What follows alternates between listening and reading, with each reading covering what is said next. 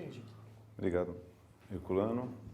Quero agradecer inicialmente à Fundação Maria Virgínia Herculano Pires, ao Grupo Espírita Caibar Schutel, pelo convite, ao Molina, pelo convite para que pudéssemos falar desse livro importante, sob o meu ponto de vista, dentro da obra do professor Herculano. Foi com muita honra que aceitamos, mas também com o coração apertado, porque não sentimos à altura para prestar, né, esse serviço ao Espiritismo, esse serviço à doutrina. E reconhecendo essa nossa pequenez, nós pedimos ao professor Herculano que releve as nossas imperfeições aqui na realização dessa conferência. E pedimos aos bons espíritos também que nos assessorem para que possamos cumprir isso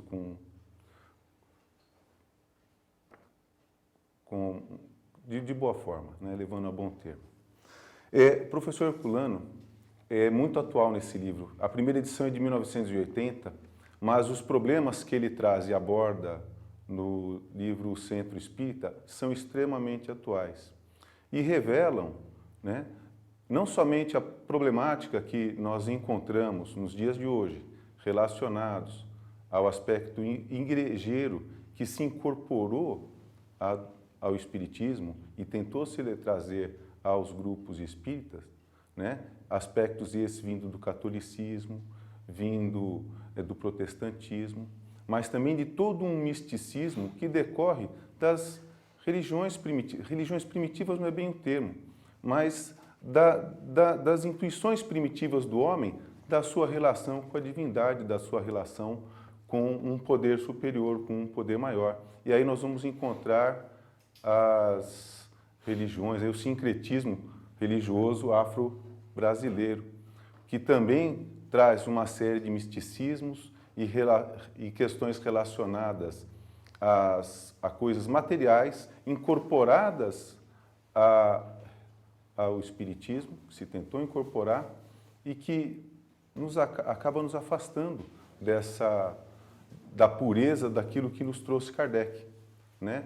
Então, o professor Herculano, dentro desse contexto, procura desmistificar isso, procura trazer ao centro espírita a sua forma correta, a sua finalidade, a sua função dentro do contexto maior ao qual ele se submete. Então, já na introdução, o professor Herculano nos diz que se os espíritas soubessem o que é o centro espírita, o espiritismo, sua função e significação, o espiritismo seria hoje o mais importante movimento cultural e espiritual da Terra.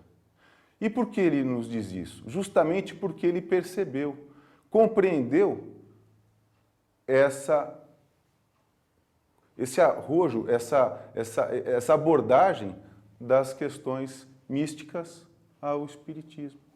Nós não conseguimos compreender, dentro do que foi prometido pelo Cristo, que ele mandaria o Consolador, Paráclito do Espírito da Verdade, para restabelecer todas as coisas, né? E é dentro desse contexto que o espírita não compreende a missão do centro espírita como um polo agregador, né? Um polo de convergência da doutrina espírita, que é o que o professor Herculano já nos traz na questão da função e significação do Espiritismo, quando ele diz: o centro espírita não é templo nem laboratório, é point d'optique, segundo Vitor Hugo, do movimento doutrinário, ou seja, seu ponto de visual convergência, né? E é sobre esse aspecto que nós precisamos aprender a tratar o centro espírita, né? Quais são as funções e significações do centro espírita? O professor Herculano nos tece alguns pontos importantes para que a gente possa trabalhar sobre esse aspecto, onde ele fala, primeiro, o estudo e prática da doutrina. No centro espírita, onde não se estuda e não se pratica a doutrina espírita, nós não temos espiritismo, né? Quando muito, nós temos o que o professor chama de mediunismo desorientado, e é uma realidade, né? As pessoas acabam se organizando, se confraternizando numa reunião, mas não observando os princípios da doutrina, não observando os mecanismos da mediunidade, que são muito complexos, que necessitam cuidado, atenção, orientação, esclarecimento, o que vai acontecer? Você vai ter um mediunismo desorientado, à mercê de mistificadores, à mercê de dirigentes vaidosos, orgulhosos, que acabam direcionando as pessoas para questões equivocadas, né? Para pontos de vista equivocados, que nada tem a ver com o espiritismo. Ou seja, acabam sendo detratores do espiritismo, tentando se arvorar com os seus seguidores, né? Mais ainda, divulgação e orientação dos interessados. Essa é uma função importante do centro. O centro espírita, como o espiritismo, não faz proselitismo. Não é função do centro espírita buscar adeptos, né? Buscar simpatizantes. O espiritismo, o centro espírita, ele é voltado ao esclarecimento daqueles que o buscam esclarecimento, que buscam a compreensão da doutrina, dos fenômenos, que buscam a compreensão das leis morais que no centro espírita e que o espiritismo vem nos trazer, dentro da sua função social, dentro da sua função espiritual, a qual todos estamos agregados. Terceiro, serviço assistencial aos espíritos sofredores e às pessoas perturbadas. A função social do centro espírita, dentro do contexto para o qual foi criado, é trazer a assistência às pessoas que chegam aqui com as mais diversas ordens de desorganização psíquica, emocional, espiritual, e aos espíritos necessitados que se socorrem dessas reuniões. Espíritos que são aqui trazidos justamente por orientação de quem? Dos espíritos superiores que dirigem os nossos trabalhos. E o resultado efetivo prático das reuniões mediúnicas, dos grupos, dos centros espíritas, está justamente no objetivo moral, na responsabilidade moral, doutrinária dos seus membros, dos seus dirigentes, que se agregam à simpatia dos bons espíritos que vêm nos auxiliar nas nossas necessidades, nas nossas dificuldades e, sobretudo, nos nossos trabalhos. Porque no centro espírita, o professor Herculano nos ensina, não há líderes, não há mestres, nós estamos todos aqui na condição de aprendizes, de colaboradores, e há necessidade de que o centro espírita se desenvolva dessa forma, para que nós não sejamos arrastados pelo orgulho, pela vaidade, pela disputa por poder, por cargos, por status. Nós não estamos aqui para buscar status. Estamos aqui para desenvolver as nossas potencialidades, aprender dentro da doutrina espírita, né, a lei moral, a lei divina. Então, para o professor Herculano, essa é uma responsabilidade muito grande que nós acabamos, ou alguns grupos acabam deixando escapar no contexto das obras com as quais estão comprometidos ou às quais se comprometem, né? Então, para que a gente possa ter a exata visão da função do centro espírita, é necessário que a gente tenha essa compreensão. O professor Herculano, no livro Centro Espírita, ele faz uma revisão e um apanhado muito importante das origens das nossas, posso dizer, porque somos espíritos ainda recém-saídos, né, do primitivismo, mas nos espíritos primitivos, né, no homem primitivo, da sua relação com a divindade, do seu encantamento com um poder sobrenatural, né? E dessa necessidade do homem se relacionar com tudo isso, é que iniciaram-se, né, os templos, né? E para que o homem se sentisse seguro, para que ele se sentisse amparado, fortalecido por aquele poder divino, que ele, dentro da sua visão ainda limitada, admitia como sendo poderoso, forte, às vezes vingativo e tudo mais, ele se sentia amparado dentro de uma estrutura grande, né? dos templos, das igrejas e tudo mais.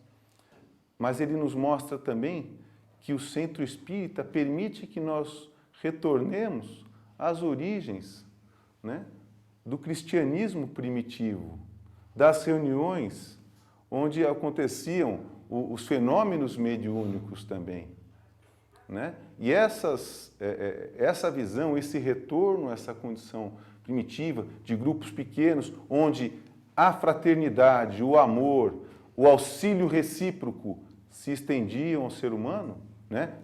Vindas da mão do Cristo, no exercício, na prática do amor, da lei divina, né? Amarás o teu próximo, amarás o Senhor teu Deus de todo o teu coração e todo o teu entendimento e ao teu próximo como a ti mesmo. Jesus nos ensinou essas práticas. E essas práticas aconteciam lá nos grupos, nos pequenos grupos formados pelo Cristo, né? No culto pneumático, onde os espíritos se manifestavam e eram assistidos e atendidos pelos que ali se encontravam, pelos apóstolos. Prática essa depois que foi abandonada, por quê? Sob a alegação de que essas manifestações eram demoníacas, frutos do diabo e tudo mais, quando na verdade nos mostrava a nossa relação entre os encarnados e desencarnados como uma oportunidade de ajuste e de prática do amor ao próximo. Avançando no livro, o professor vem tratar dos serviços do centro. E ele nos fala que o centro espírita é um centro de serviços ao próximo, no plano humano e no plano espiritual. No plano espiritual, nós já conhecemos os trabalhos desenvolvidos, sobretudo, e a importância que o professor Herculano dá às reuniões de desobsessão, onde a interação entre encarnados e desencarnados com o objetivo de promover o bem-estar, né, do próximo se realiza dentro dos princípios cristãos, de amor, de fraternidade, onde nós, com paciência, com humildade, procuramos, de alguma forma, auxiliar os nossos irmãos necessitados. No centro espírita, o professor nos concita ao ensino evangélico puro, com preces, passes e trabalhos doutrinários. Esforço permanente de esclarecimento e orientação de espíritos sofredores e de suas vítimas humanas, que muitas vezes estamos ligados a eles por grandes compromissos do passado. Então, o professor Herculano nos adverte, né, que os médiuns não podem se arrogar qualquer condição meritória em função da sua faculdade. A faculdade mediúnica é uma faculdade natural, inerente a todos, em maior ou menor grau a cada um. E dentro desse contexto, ele nos permite perceber, nos faz perceber que nós não somos os senhores e não somos responsáveis pelas comunicações mediúnicas. Não somos nós que as provocamos, elas acontecem por permissão do plano espiritual, por permissão divina. Nós aqui figuramos os médiuns apenas como meros instrumentos. Então, as nossas responsabilidades decorrem do quê? Da nossa boa vontade, do nosso amor ao próximo, do nosso desejo de nos fazermos úteis à causa do Cristo. Outra coisa importante que ele nos lembra é que nas reuniões, a emanação de ectoplasma forma um ambiente favorável às relações dos espíritos com o homem, né? E por isso que os espíritos sentem maior segurança, porque muitas vezes eles têm a impressão de que como se estivessem ainda ligados ao corpo físico. E o choque fluídico dessa emanação, né, do ectoplasma permite a eles que compreendam melhor, né, essas sensações e na relação com o plano encarnado aqui, com os doutrinadores, com aqueles que se propõem, com os dirigentes que propõem auxiliá-los, né, terem melhores condições de se reequilibrarem para continuarem no plano espiritual o tratamento aqui iniciado. Da mesma forma, o professor Herculano nos lembra que os serviços assistenciais à pobreza constituem contribuição espírita para o desenvolvimento de uma nova mentalidade social. E a causa espírita nos convida a isso, né? A que, através da fraternidade, através do amor ao próximo, nós possamos retribuir aos nossos irmãos do caminho com assistência material também. Né? O grupo espírita, ele não tem somente a função de atendimento espiritual. Essa questão de atendimento às necessidades humanas, muitas vezes mais imediatas que as materiais, devem ser atendidas e observadas pelo ser humano, pelo espírita, pelo colaborador do grupo espírita. Né? E, professor Herculano, na evolução do homem, dentro da sua consciência, das suas responsabilidades e da sua visão no contexto existencial, ele nos fala o seguinte, ó, o momento espírita de redenção é aquele em que o espírita capta sua imortalidade em sua própria consciência e muda a sua maneira de ser diante do mundo ilusório e transitório. Olha que importante isso. Quantos de nós já percebemos da transitoriedade das nossas existências terrenas? Quantos de nós, apesar do estudo, apesar das orações, temos plena consciência de que estamos aqui de passagem, que esse momento é provisório e que as nossas riquezas decorrem da nossa bagagem, do nosso aproveitamento moral e intelectual. Quando o espírita compreende isso e se integra a essa sua condição, o que o professor Herculano nos diz? Ele integra-se ao centro espírita não como serviçal, mas como o próprio serviço, ciente da sua responsabilidade, da sua obrigação, não só para consigo, mas para com toda a coletividade, para com seus irmãos do caminho. Então, o centro espírita, como ele falou lá no início, né, é um centro de convergência de toda a dinâmica doutrinária. E olha o que ele aponta para a gente. Nele, iniciam-se os neófitos, revelam-se médiuns, comunicam-se os espíritos, educam-se crianças e adultos, libertam-se obsedados, estuda-se os aspectos teóricos e práticos da doutrina, promove-se a assistência social a todos os necessitados, cultiva-se a fraternidade. A importância que o professor Herculano dá aos grupos pequenos, originários, muitas vezes de pequenos grupos familiares, como esse grupo que nasceu na casa do professor Herculano, na garagem da casa, lá na rua Dr. Bacelar. É isso, Herculaninho? Então, essa formação, essa origem dos grupos é importante. Por quê? Permite que naquele convívio pequeno, né, de poucas pessoas, que convergem para ali com o objetivo de aprendizado, de auxílio recíproco e de interesse pelo próximo e pelo estudo da doutrina, haja o que? Haja fraternidade, haja umas relações amistosas, de bom senso, de equilíbrio, que é importante para o aproveitamento do que o grupo pode produzir. Né? Para que seja profícuo, é preciso que haja união. Num grupo heterogêneo, onde as pessoas, os seus integrantes, estão divididos por conta de interesses políticos, de status e tudo mais, o que acontece? Nós temos o afastamento natural dos espíritos que não compartilham, dos espíritos, sobretudo dos superiores, que não compartilham desses nossos apegos. Então, eles muitas vezes se desinteressam por esses grupos. Nos grupos homogêneos, o trabalho é mais profícuo. Né? Tanto o plano espiritual encontra colaboradores aptos, colaboradores com boa vontade, inspirados no desejo de ajudar, quanto o plano carnal, né? Os colaboradores encontram no plano espiritual parceiros desejosos de que aquele grupo seja assistido, orientado e possa levar a bom termo tudo aquilo que se propôs, né? Dentro do que está lá nos seus estatutos e nos seus objetivos. Né? No capítulo 3º, o professor fala do centro e a comunidade. Né? E ele inicia falando que o centro espírita é produto de uma comunidade espírita, né? E necessita de dirigentes com conhecimento doutrinário e experiência prática mediúnica. A partir do momento que a comunidade pretende criar um grupo espírita, porque o grupo espírita ele é criado não por ordem de uma instituição maior, olha, vocês vão abrir um grupo espírita aqui ou acolá. Não, é a comunidade que se cotiza diante das suas necessidades, diante dos seus interesses, né?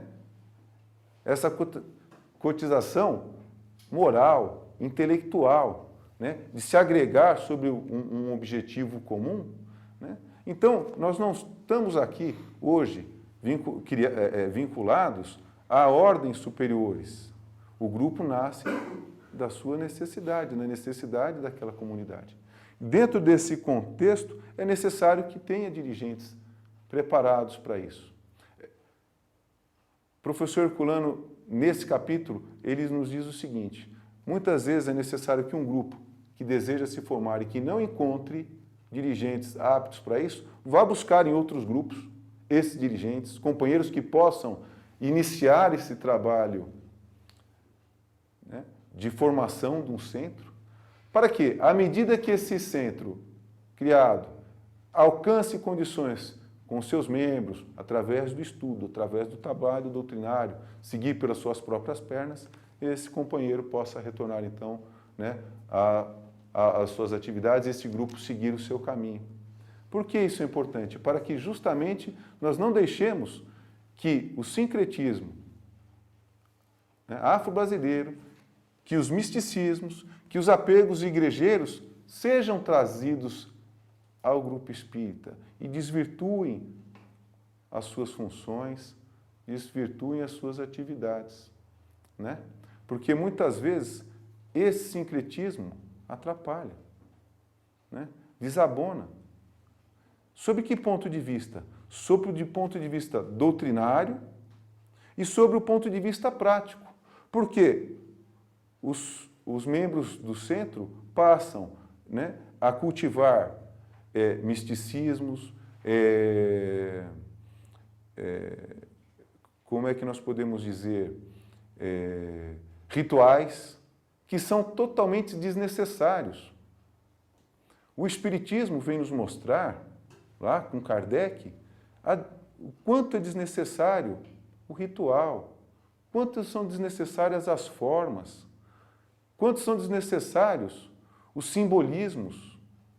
A nossa relação com o plano espiritual decorre da ação da nossa vontade, do nosso pensamento, da nossa busca pela verdade, pela compreensão das nossas necessidades.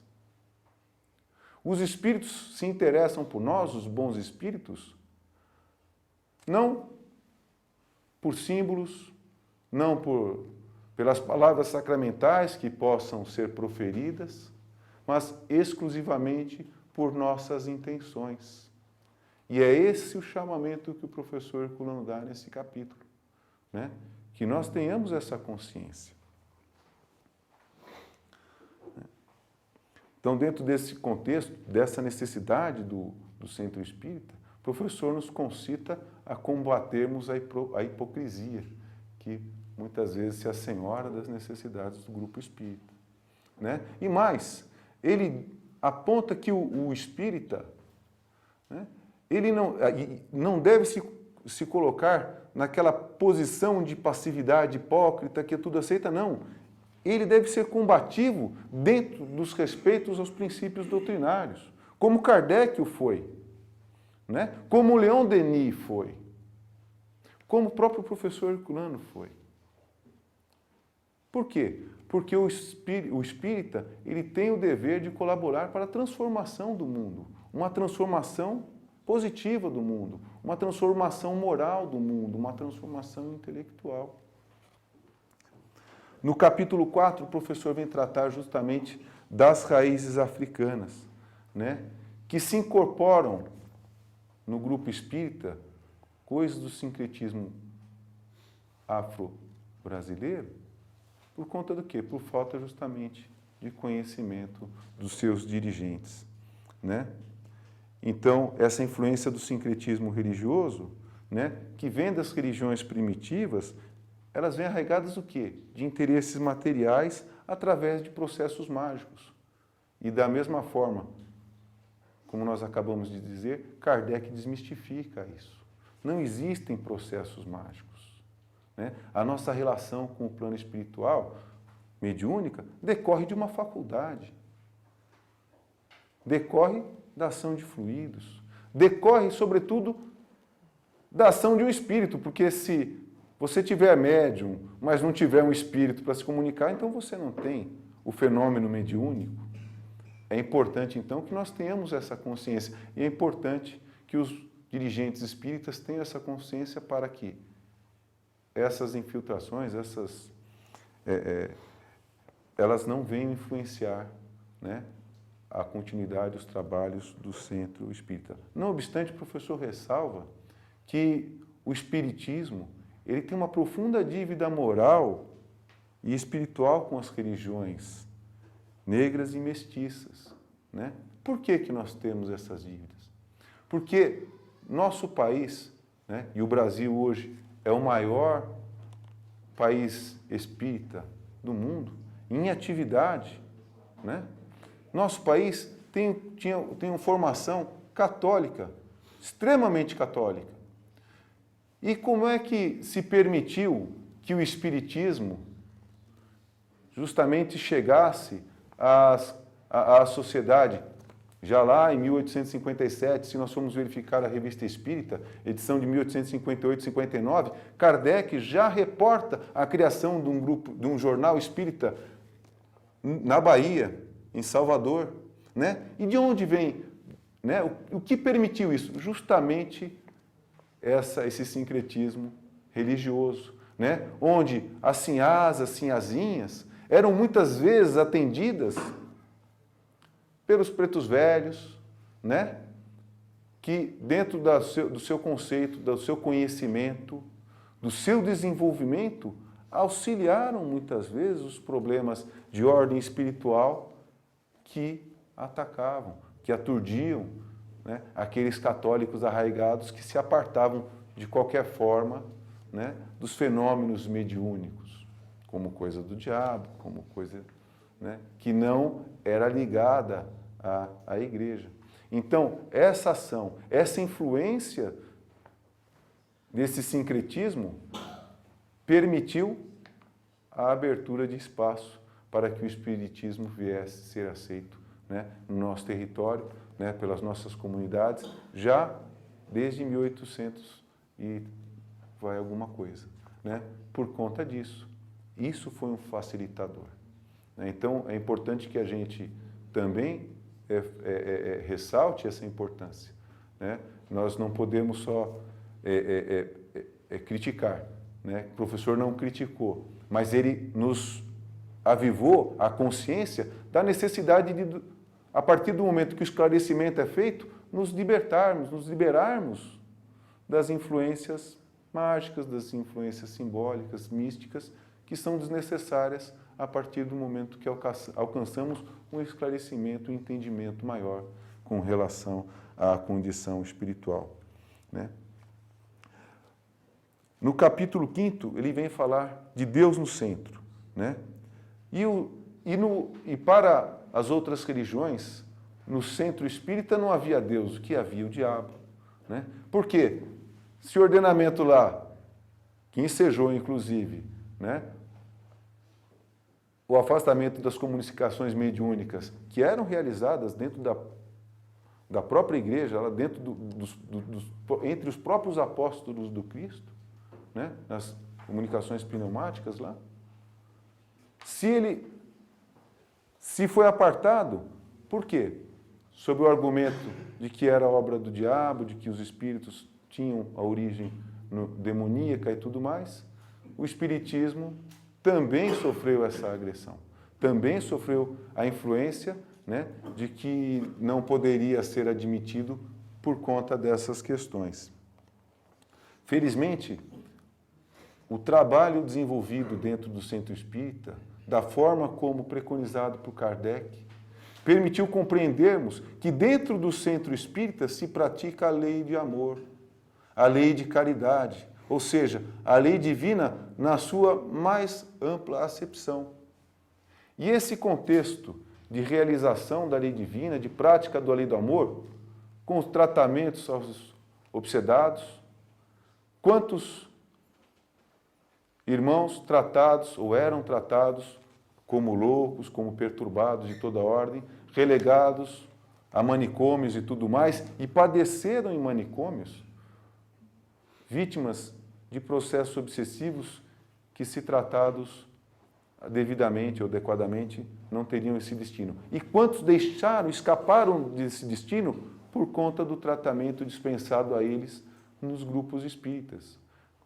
Na história do grupo aqui, quantos irmãos nós não podemos catalogar ou perceber que passamos por tantas dificuldades e, se não fosse o tratamento, a acolhida fraterna, amorosa recebida no grupo espírita, talvez estivéssemos desbordados por tantos caminhos de infelicidade, né, de desajustes que poderíamos ver somados.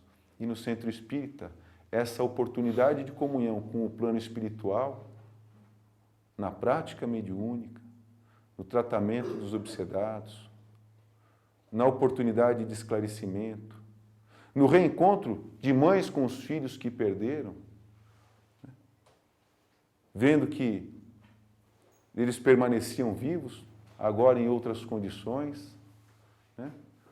O exemplo de César e Lombroso, que era um ferrenho contraditor do Espiritismo, e quando, diante de uma médium simples, analfabeta, teve a oportunidade de ver materializar-se sua mãe, matéria de retratação que ele fez na época, né? Justamente se colocando, se curvando ao Espiritismo e à mediunidade como a oportunidade divina de reencontro com os seres, né, que já haviam partido. Então, dentro desse contexto, Deus está no centro. Deus está em todos os lugares, não é nessa ou naquela religião. Nós aprendemos na doutrina espírita que Deus distribui o conhecimento a todos. Nós não podemos e não queremos ter a pretensão, o centro espírita, o espiritismo, de ser senhor da verdade.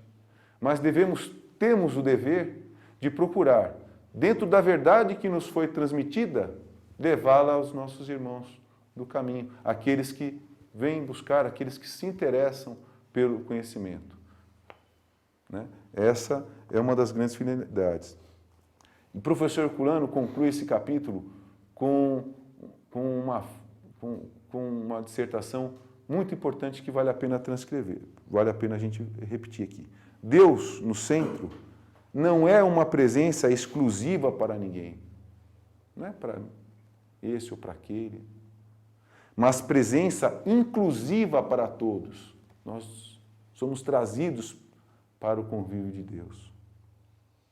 A todos incluídos em seu chamado para a vida do Espírito. Os que procurarem compreender e sentir sua presença no centro, o levarão consigo para casa. E todos aqueles que se reportam a essa ou aquela religião, a esse ou aquele centro, templo, o que você quiser, que não se sentir, ou que não buscar, ou que não procurar sentir a presença de Deus naquele lugar, não irá encontrar. Não é verdade? Deus nós encontramos, né, onde nós o buscamos. E as pessoas, muitas vezes, pensam que nos lugares que eles estão, não, ele está dentro de nós. Né?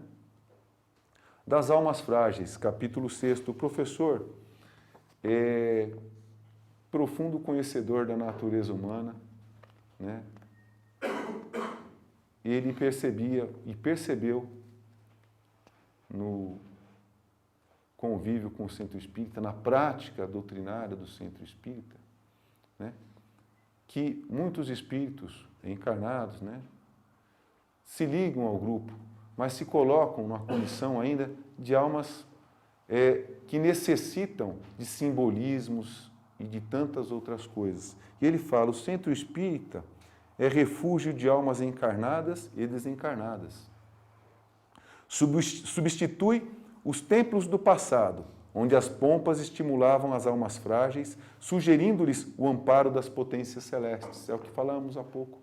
O homem necessitava dos templos, da grandiosidade e tudo mais para se sentir protegido. A ideia do sagrado, de que havia transmissão dos poderes divinos através de sacramentos e rituais. Então, os homens se apegavam a isso. E muitos espíritos, ainda hoje, encarnados, trazem os ranços desses sentimentos. Então, essas almas frágeis, diz ele, são remanescentes dos rebanhos religiosos, que se acomodam nas sensações agradáveis da vida material e repetem encarnações sucessivas de acomodação e indolência, abusando do livre-arbítrio ao invés de utilizá-lo no processo evolutivo. E essas almas, muitas vezes, nós podemos identificar. Estão ali acomodadas, não realizam esforços para a transformação, mas se socorrem muitas vezes ao centro com o objetivo de ali conseguir alçar de uma forma mística uma condição espiritual que ainda não alcançaram pelo desenvolvimento das suas potencialidades morais e intelectuais. E é o que ele fala a seguir. Necessitam ser vigiadas. Se entregam a um misticismo inferior, tentando alcançar a angelitude através de submissão interesseira a espíritos mistificadores, dirigentes de vistas curtas e médiuns pretensiosos. E quando muitas vezes nós vemos um centro espírita em derrocada, é justamente por conta dessa influência. Espíritos mistificadores, médiuns pretensiosos, dirigentes despreparados e que se associam com o quê? Com essas almas frágeis que buscam esse tipo de consolo, de amparo, para se sentirem protegidas ali e terem a sensação de que estão alçando ou atingindo algum tipo de progresso. Gostam, olha só o que ele fala para a gente, com todo respeito a tudo que nós vamos dizer agora. Gostam de ordens, fraternidades, escolas evangélicas, de sacristias e coisas semelhantes, onde podem usar distintivos, insígnias e serem classificadas por grau de evolução. Essas almas são atraídas ao Espiritismo para se curarem e não para prejudicá-lo. E qual é a visão espírita disso? Qual que é a visão do centro? Como é que o centro deve agir? Através da ação fraterna, esclarecedora, educativa. Auxiliar esses irmãos em necessidades que ainda se apegam a tudo isso, a verificarem que a sua condição espiritual deve ser tratada sob o ponto de vista moral, reforma moral, aprendizado intelectual. E muitas vezes a gente percebe isso quando um espírito se dirige a algum companheiro relatando algum problema e a pessoa quer saber o porquê, quer se interessar, quais as causas daquilo. Gente, nós não precisamos disso. Nós necessitamos compreender que aquele irmão ali é necessitado. E muitas vezes ele quer nos ludibriar, nos impor regras, condições, e os espíritos encarnados que se comprazem com isso aceitam. Vamos dar as mãos para melhorar aqui a homogeneidade das vibrações, determinados tratamentos, vestes, quase que sacerdotais, e que são trazidas. Olha, esse médium é médium nível A, nível B, passe A1, passe B2, passe... Nós não precisamos disso. O professor Herculano, no livro lá, Obsessão, Passe e Doutrinação, nos explica naturalmente a origem do passe, os seus efeitos, e nos mostra que não há misticismo no passe. Então, isso precisa ser restabelecido. E é dever do centro espírita e dos espíritas e dos dirigentes espíritas estarem preparados para enfrentarem essas situações. Essas mesmas almas frágeis são as que muitas vezes, pretendendo arraigar esses conceitos passados, em alguns centros e em algumas épocas, estabeleceram aí, ou procuraram estabelecer a abolição nos centros espíritas das reuniões de desobsessão, das reuniões mediúnicas, como fizeram lá com o culto pneumático. E é isso que o professor Herculano combateu, né? E que todo o grupo espírita deve combater. Porque a desobsessão é um dos principais, a reunião mediúnica, sobretudo a desobsessão, é um dos principais elementos do trabalho doutrinário a ser realizado no grupo espírita. Sem ele, nós padecemos. Sem ele, nós não temos um centro espírita. Nós temos talvez um grupo de estudo. Talvez um de evangelização. Mas o grupo espírita necessita, o centro espírita necessita desse trabalho que é de extrema importância para o desenvolvimento social a que se propõe, e espiritual também. A questão da disciplina fraterna é uma coisa muito importante que o professor, uma questão muito importante e atual que o professor Herculano nos traz. Porque o rigorismo de horários que muitas vezes se estabelecem num grupo espírita, né, onde, sobretudo numa sociedade como a nossa, né, vinculada a grandes distâncias, uma cidade como a nossa, grandes distâncias, engarrafamentos e tudo mais, alguns membros muitas vezes são apartados das reuniões por conta de alguns segundos, minutos, né, causando nesses espíritos frágeis, muitas vezes, desconforto e que acabam se afastando. Isso tudo deve ser tratado, o professor fala que isso tudo deve ficar entre as coordenadas da ordem e da tolerância. Olha que importante que ele nos mostra, né? O grupo tem que ter ordem, naturalmente tem que ter horário, planejamento, tudo mais. Mas nós devemos saber trabalhar com tolerância, flexível para que as pessoas saibam, naturalmente, o que é permitido e não que é permitido e em que limites, para que ninguém reste ali ou fique melindrado, né, e se afaste por conta dessa intolerância, né? O professor fala que a disciplina do centro é principalmente moral e espiritual, abrangendo todos os seus aspectos. Não pode ser a dos homens, mas a dos anjos, para podermos manter no centro a disciplina do amor e da tolerância. Não lidamos com soldados e guerreiros, mas com doentes da alma. Ela deve ser endógena, ou seja, vem de dentro para fora, né? Por quê? Porque ela nasce da onde? Da nossa consciência, da consciência que temos das nossas responsabilidades, né? E do nosso dever, tanto moral quanto espiritual. Finalmente, o professor nos convida, né, a refletirmos com relação às questões políticas, alertando ao espírita, né, que ele não pode ser avesso aos interesses públicos, mas não deve arriscar-se aos azares da política, se não estiver impregnado até a medula do firme propósito de resistir a todas as fascinações do cargo que vai exercer e solidamente esteado nos princípios da doutrina. Por quê? Porque ele vai cair. Se ele não tiver perfeitamente consciente das suas responsabilidades, sem fugir do dever quando chamado, ele vai cair. E ele cita os exemplos, né, que ele teve oportunidade de ver, de vivenciar e de perto. Mas ele se reporta mais ainda a um apóstolo que, ávido, né, de sucesso e como é que eu posso dizer, de aspirações políticas para o seu povo, devolveu aos sacerdotes ali os 30 talentos.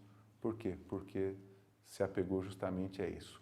Caiu diante, né, dessa imprevidência, dessa incúria, né? Finalmente, o professor nos fala dos problemas religiosos e do tratamento que nós damos ao centro espírita, ao espiritismo, que também enseja uma religião. E ele fala, o espiritismo, lembrando Kardec, é a ciência do espírito e das suas relações com os homens.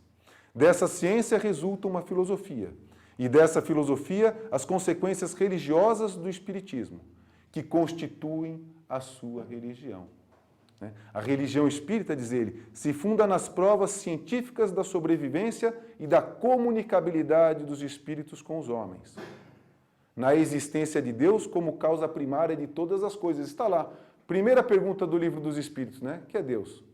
causa primária de todas as coisas, né? E de todos os seres. E nas relações possíveis entre o homem e Deus através do sentimento religioso inato no homem, na forma de uma lei de adoração e reverência aos poderes superiores que regem o cosmos em sua plenitude. Então, o professor Herculano enfeixa nesse contexto a compreensão da religião espírita, para que nós tenhamos firmeza nas nossas convicções de ciência, filosofia e religião, que o grupo espírita, que o centro espírita deve preservar na sua mais absoluta integridade. E já quase finalizando aqui, né? O professor Herculano lembra que os espíritos curam, mas que a cura, ela não depende dos nossos méritos, ela depende das nossas necessidades. E ele fala, a cura espírita não se efetua, porque muitas vezes a pessoa fala assim, fui no centro, não fui curado, aquele centro, né, é ruim, isso, aquilo, né? Não é forte, né? Mas Kardec nos alertava que a faculdade, para aferir a faculdade real de cura de um médium, dependendo da sua humildade e do seu desinteresse. Primeira coisa que ele nos lembra, que nos advertia. Mas não é só isso. O professor Herculano nos fala, a cura espírita não se efetua se a doença ou deficiência que sofremos for em si mesma o remédio de que de fato precisamos. Às vezes ali está o remédio para o nosso tratamento físico? Não, espiritual. Estamos aqui de passagem. Precisamos nos transformar. E às vezes é através da doença que vamos encontrar a cura. Para as nossas necessidades, para as nossas imperfeições morais. Os interesses superiores da evolução espiritual estão sempre acima dos nossos interesses individuais e passageiros. A nossa visão estreita, pequena, nos leva a isso, né? Então ele fala que aquilo que facilita o desenvolvimento produz curas e possibilidades de curas. Essas possibilidades podem resultar de curas tanto por intervenção mediúnicas quanto por intervenção médica, né? Então, se aquilo é apto a nos transformar e permitido for, ela ocorre tanto pelo meio mediúnico quanto pelo meio clínico, pelo meio médico, não é verdade? Então, nós devemos compreender isso, para que nós não nos abstenhamos das práticas clínicas, que muitas vezes são necessárias, né? Nos esquecendo que devemos tratar do corpo e do espírito, né? Finalmente, ele fala no centro do mundo, né? E o centro como um polo de convergência da relação do plano espiritual com a nossa relação humana, com os homens, né? Ele se projeta para o centro dessas atividades, né? Ele fala no centro espírita bem dirigido, por pessoas sensatas e estudiosas, é uma concha acústica em que ressoam as vozes e os pensamentos dos espíritos e dos homens, no diálogo dos mundos, pois nele se encontra o mundo espiritual e o mundo terreno, nas possibilidades abertas pelos dons mediúnicos de que todos dispomos. É o convite. Se cada frequentador do centro quiser ajudá-lo na sua missão superior de preparar os homens para um mundo melhor, ao convite dele, a dinâmica do centro se intensificará para o bem de todos.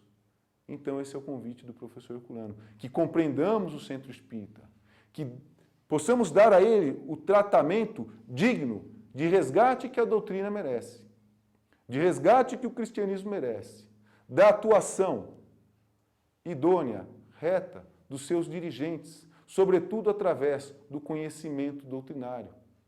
Porque se ele não tiver conhecimento doutrinário, então é preferível que ele continue como um colaborador, mas não como dirigente, porque ele vai conduzir, será um cego conduzindo os cegos.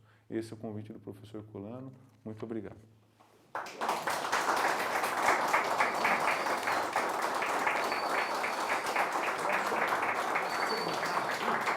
Obrigado. Tá bem. Bom, terminando essa palestra, convidei o doutor Júlio para sentar, que ele já está cansado, e abre-se o período de perguntas. Se tiver alguma pergunta a fazer para o Júlio, só levantar a mão, nós vamos com o microfone para que saia também no ar aí, pessoal. Alguma pergunta?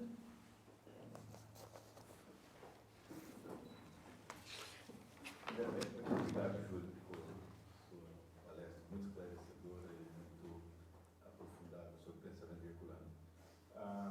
A questão da religião espírita é uma questão que permeia as discussões de muitos centros. Alguns centros até não serem considerados Deixa eu sentar para cá. religiosos, viram até a prece. A questão é que o Espiritismo é uma religião, como diz Kardec. Agora, existe uma compreensão de religião também muito distorcida na nossa sociedade, né? Sobre hierarquias e sacerdócios e profissionalismo e coisa e tal, né? Eu gostaria de saber qual é a sua visão com relação a religião e religião entre aspas, né? A religião espírita e a religião. Parece que o Espiritismo nos convida a refletir que somos criaturas e criadas por um Deus bom, justo, misericordioso e que, através dessa criação, criados simples e ignorantes, né, e caminhando num processo de aprendizado e evolução, e com um sentimento inato desse Deus, porque lá no Livro dos Espíritos, né, eles nos colocam isso com muita propriedade, né, que nós todos temos um sentimento inato de Deus. Então, dentro desse contexto, eu acredito que o desenvolvimento moral e intelectual do ser o aproxima da sua religiosidade, ou seja, da sua interação com o plano maior. O Espiritismo vem, me parece, trazer para nós uma compreensão de que nós não precisamos de hierarquias, de rituais e tudo mais, para que nós nos relacionemos com esse Criador, para que nós busquemos desse Criador a paz, o equilíbrio, o esclarecimento, a sua intercessão divina, né? A sua providência, para que concorremos a ela. Então, me parece que essa questão nos coloca acima, transcende a relação material dos locais, das condições estruturais de organização hierárquica e tudo mais. Mas me parece, e o Espiritismo nos convida a isso, e o cristianismo nos convida a isso, que devemos manter um absoluto e profundo respeito por todas as condições, né, de aproximação de Deus, qualquer que seja ela. Porque em todas elas Ele está presente. Em todas elas há a atuação dos espíritos interessados pelo progresso, pelo desenvolvimento daquela comunidade, daqueles irmãos que ali se encontram, né? Deus não abandona nenhum de seus filhos, né? Lá na Gênesis, no capítulo 3º, salvo engano, eles falam, né, o que é a providência divina? É a intercessão de Deus por cada um dos seus filhos. E essa intercessão, ela ocorre em todos os lugares, né? Me parece que é isso. Alguma pergunta mais?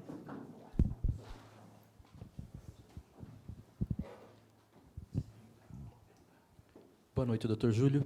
Gostaria de saber do senhor o que o senhor pensa sobre muitos grupos, muitos centros que exigem anos e anos de curso de formação mediúnica, de curso de passes, de diversos cursos para atuação, para simples atuação religiosa. Credenciamento. Pois essa pergunta, ela naturalmente enseja debates acalorados, né? Porque muitos grupos se posicionam dessa forma.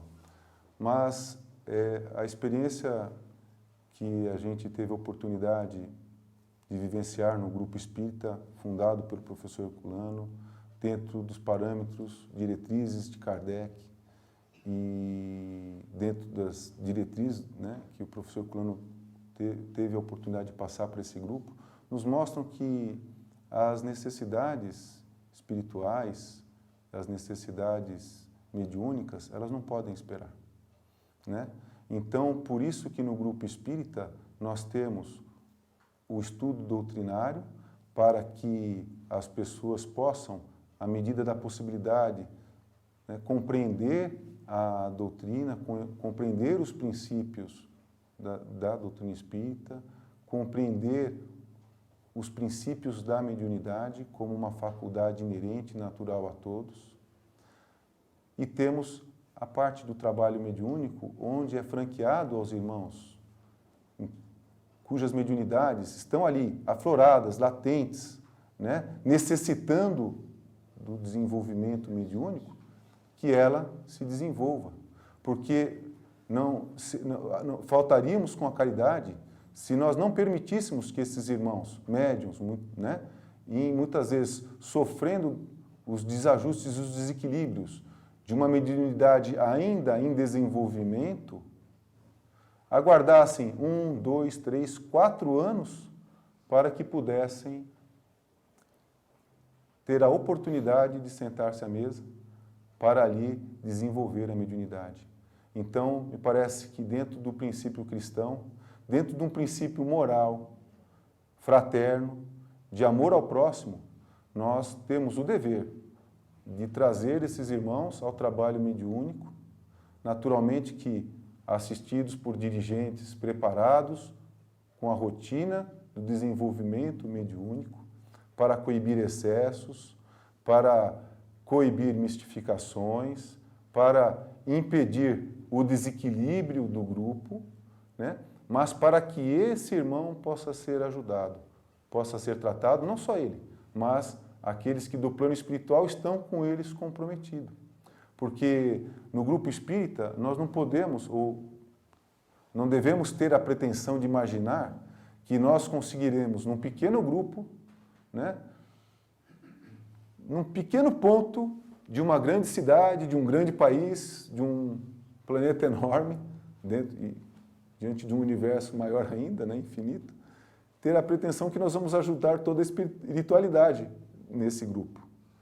Nós podemos, quando muito, ter a expectativa de auxiliar aqueles espíritos que estão mais próximos de nós, nos vínculos que criaram conosco em relações passadas, né? Espíritos que sofrem justamente por conta dos desajustes, muitas vezes compartilhados ou estimulados por nós mesmos, né? Então, são muitas vezes os nossos cúmplices, os nossos comparsas e as nossas vítimas, que nós temos a oportunidade, através da manifestação mediúnica e da relação com o plano espiritual, de auxiliarmos. E por que então negarmos isso, ou relegarmos isso a 2, 3, 4 anos, né? Ou estabelecermos regras para que a pessoa possa efetivamente sentar à mesa? Eu acho que o estudo é indispensável ao desenvolvimento do médium, sobretudo a compreensão da mediunidade, dos seus caminhos, dos seus riscos, daquilo que vem envolvido, né, na ação dos espíritos mistificadores, dos espíritos brincalhões e tudo mais, mas há necessidade de que esse trabalho seja realizado.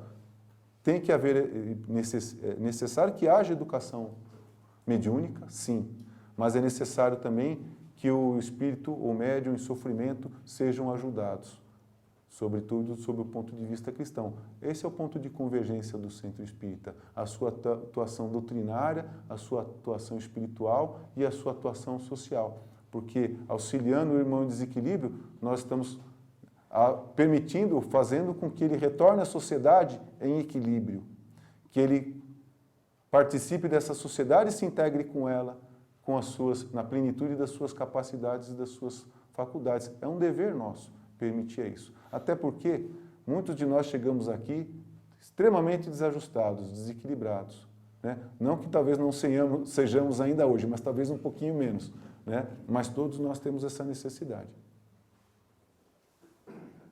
Mais alguma Eu tenho. Isso aqui é sério. Então, o que se percebe pela sua exposição, que foi uma perfeita colocação do livro do professor sobre o Centro Espírita, percebe-se que nas atividades do Centro Espírita, ele deve ser o mais completo possível. Então, a pergunta fica no ar.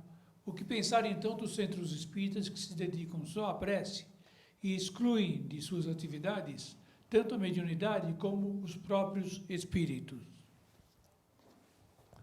Bom, eu particularmente fico muito honrado de ser aqui sabatinado pelo professor Milton, a quem sinceramente devo a oportunidade de estar aqui hoje, né, que através da sua generosidade nos iniciou aqui como neófitos na doutrina espírita, teve paciência nos nossos momentos de dúvida, né, muitas vezes franqueando as portas da sua sala, do seu lar, para que tirássemos algumas dúvidas, alguns esclarecimentos. Então, para mim, é uma honra. E dentro do contexto da pergunta e daquilo que tivemos oportunidade de aprender nesse Centro Espírita, no livro O Centro Espírita e com os vossos ensinamentos, eu me permito falar que esses espíritos, ou esses grupos, esses centros espíritas, eles se mostram justamente na condição que o professor Herculano nos colocou, né? Ligados ainda às almas frágeis, aos espíritos frágeis, que procuram justamente inovar, né? E afastando as reuniões mediúnicas, eles se afastam completamente dos princípios doutrinários, porque a reunião mediúnica, a reunião de subseção é o elemento primordial do centro espírita, a causa da sua convergência, uma das causas primárias da sua convergência, né, da convergência da doutrina. Então, esses centros, naturalmente, estão desvirtuando os ensinamentos de Kardec, né, tão bem destacados aqui pelo professor Herculano. Pois não, João? Parabéns, Julinho, pela palestra. Para mim é a satisfação de estar ouvindo você, né, hoje. Pensando no que a gente participa, quando a gente vem aqui, a gente faz uma oração, existe um estudo da doutrina, e depois tem a prática, né, no trabalho efetivo. Qual que é o seu ponto de vista se imaginar que nessa trajetória desses 3 pontos houvesse mais um item de educação para nós, como, por exemplo, uma entidade está dando aula para nós sobre um determinado assunto, né? Uma pessoa que pudesse estar transmitindo os ensinamentos dela, né, incorporada para nós. Eu penso que os objetivos do grupo espírita, né, são de auxílio, são de orientação e esclarecimento. Um grupo como esse, em que o foco do seu trabalho, né, mediúnico é justamente o de assistência espiritual aos mais necessitados, aos espíritos em desequilíbrio, aqueles que muitas vezes sequer compreenderam que se libertaram do corpo físico, eu penso que não é o objetivo principal do grupo, né? O objetivo é prestar essa assistência de forma fraterna, porque nós temos consciência que, ao nos propormos a isso, nós estamos nos ligando com espíritos que compartilham do mesmo interesse de realizar em favor desses irmãos, né, o auxílio, prestar o auxílio fraterno, o esclarecimento, e a nós também, porque somos muito limitados nas nossas pretensões, né, com nossas imperfeições morais e intelectuais, com as dificuldades que trazemos para o grupo espírita, vindos da rua, muitas vezes com os nossos problemas cotidianos. Mas a experiência mostra para a gente que, quando necessário, os bons espíritos ou os espíritos superiores realizam suas interferências, né? E nos dão, quando julgam adequado os esclarecimentos necessários e pontuais sobre este ou aquele problema, né? Então, o objetivo da reunião não é buscar essa comunicação exclusivista, ou mesmo que educadora, elucidadora, mas é de prestar assistência fraterna. Naturalmente, que os espíritos dirigentes encontram as oportunidades de transmitirem para a gente esses esclarecimentos. Eu acho que seria muita pretensão de um grupo esperar que algum espírito, né, superior se colocasse à nossa disposição para nos ministrar aulas, né, rotineiramente. Eu acho que estaríamos também nos apartando da oportunidade, né, da nossa iniciativa de progresso, né, para que, através dos nossos esforços, alcancemos a compreensão das leis divinas. O próprio Kardec, no desenvolvimento da doutrina, foi assessorado, né, por médiuns, né, jovens ainda, mas recebeu comunicações de vários lugares, e ele submetia tudo aquilo, né, à avaliação criteriosa, crítica, muitas vezes, nos pontos relevantes, pediam esclarecimento do espírito, mas aquele era um trabalho de pesquisa, né, de aprofundamento filosófico. O nosso trabalho no grupo espírita, no centro espírita, ele deve ter uma conotação hoje diferente, né, de realizarmos as nossas atividades em favor das necessidades espirituais, das necessidades sociais que se apresentam a essa comunidade espírita, né, ou que vem da comunidade. Mais alguém? Eu gostaria de falar, eu até não ia falar, mas dentro do contexto, eu estou aqui há muitos anos já, mais de 20 anos, e eu tive a oportunidade de estar em outros lugares, em outros centros espíritas. E o que eu via era assim, era muito trabalhar com a Fraternidade Branca, São Germain, São não sei o quê, aí outro que incorporava o Bezerra e fazia cirurgia. E eu me questionava, várias vezes eu me questionava, eu falava, pô, mas lá na Tia Lourdes não sai daquilo, Herculano, Kardec, Herculano, que coisa chata, que fica aquilo cansativo. E hoje eu acabei voltando para casa, porque o que eu vi foi muita bagunça, e muito, sem querer julgar as pessoas, eu vi muitos médiuns caírem, centros fecharem, pessoas se matarem, ver coisas assim terríveis mesmo, porque você vê que o egocentrismo, aquela coisa toda, e eu entendi, Tia Lourdes, a seriedade da senhora, em brecar, às vezes, as psicografias, porque acaba todo mundo querendo escrever livro e vira aquela coisa toda. E eu acabei voltando para cá por causa disso. Eu Bom, gostaria de ter falado isso para a senhora. Obrigado. por isso a recomendação do professor Herculano, né, que onde não há conhecimento da doutrina, você tem mediunismo desordenado, né, com todas as consequências que você acabou de nos testemunhar aí, né. Bom, acho que o tempo urge, não ruge. Então nós temos que encerrar agradecendo mais uma vez ao Júlio Eu, pela palestra que ele fez, se aprendeu Obrigado. bastante aí. nós é que agradecemos mais uma vez, né, Agradecendo também ao a Grupo presença. Espírita, ao Herculano, ao professor Milton, Dona Lourdes, por todos esses anos de carinho para conosco, né, e que a gente possa, de alguma forma, retribuir isso, né, com muito carinho também. Muito obrigado a todos. Nós agradecemos a sua palestra, Júlio. Obrigado.